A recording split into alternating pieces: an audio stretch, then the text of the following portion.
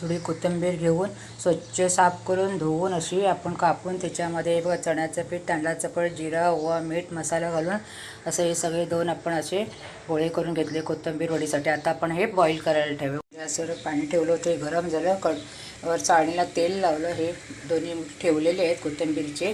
आता हे आपण एक 10 मिनटं बारीक गॅसवर उकळून घेऊया. बघा आता आपली ही कोथिंबीर वडी उकडून झालेली आहे. अशी 5 मिनटं फास्ट गॅसवर आणि 5 मिनटं स्लो गॅसवर अशी ठेवली. आता उकडून झाली. आता मी गॅस बंद करते आणि थंड करून झाल्यावर कोथिंबीर वडी अशी मस्त अशी थंड झाली आहे. बघा कशी मस्त झाली आहे आणि कापलेत बघा कशी मस्त अशी झाली आहे.